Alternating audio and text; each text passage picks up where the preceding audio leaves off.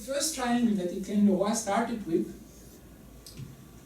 well, you start with yourself, you're doing the research. And the basic relationship as an anthropologist, but I think it has some relevance also to other sciences, is the relationship of you and, let's call it, the other.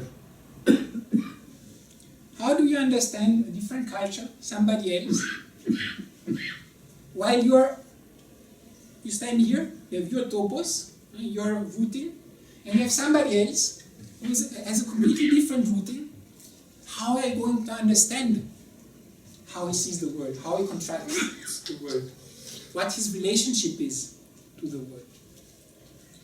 And he put a third point here. Why? Because as an anthropologist, you're not just being a tourist. In the sense you're going there and you're having some experiences and then, oh, I liked it. You also try to understand it. So you have to have a critical self-reflection on what is going on.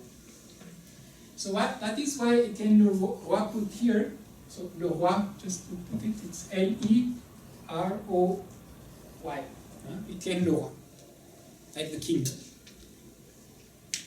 And this self here, he said it's a critical self, which is made out of your theories. So the I would be your, I would say, non-problematic you. Then here is all these things that you learn at school, university, all these tools that in a certain way allow you to be a little critical of what you're experiencing, what you're seeing, what you're trying to understand. And so the beginning of your whole research is here. And very careful, and this will be with all the triangles the same, the relationship will go in all directions. If you want to understand the other, you want to understand, but then you have a dialogue, so the person is also referring things back, so you have to question yourself again. And by doing this, you're using, of course, here your theories to understand, but then maybe what you start to see will challenge your theories also. So you see, it's a field. I'm talking more in terms of fields and causal relationships. Now, the second triangle we can add here, and I think this is a very, very important triangle. There is no intercultural reality like this. There is no abstract intercultural reality. It's always located somewhere. Even if it's only theoretical, even then it's located somewhere. Where does your question come from? What are the things you're reading? So even if you don't make field studies, it's always located somewhere. So what I put here is time and space. All of your relationships are always in a framework of time and space. And what has happened in the last decades especially is that this time-space has become more and more compressed.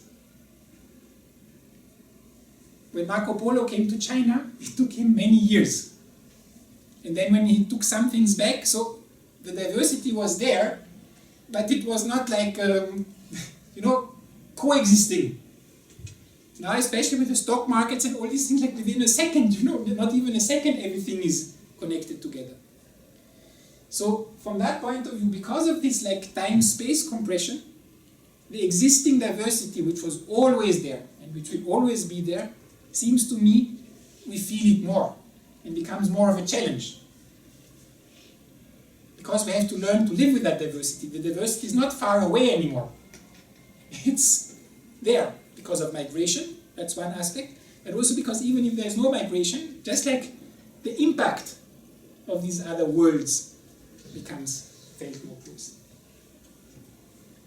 And then I would add another triangle here.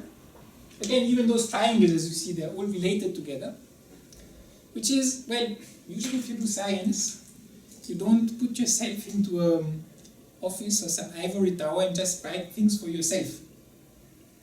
So when you do something, you transmit it. And that's how also you can challenge it, and collectively you can build up your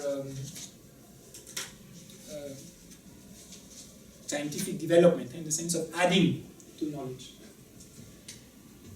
So, as a scientist, you have an audience. It's very important, especially here. If I don't know Japanese, but imagine I spend some time in Japan and I learn about Japan. study Japan.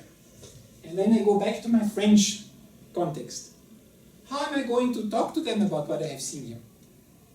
How am I going to translate also? Again, these problems we had before. Maybe some words I cannot translate, so how am I going to do this? How am I going to address my audience? And there, one thing which is very important also is the interpretative horizon or community. You have to understand, you were here, you saw something else with another horizon, and now suddenly you have to translate things back.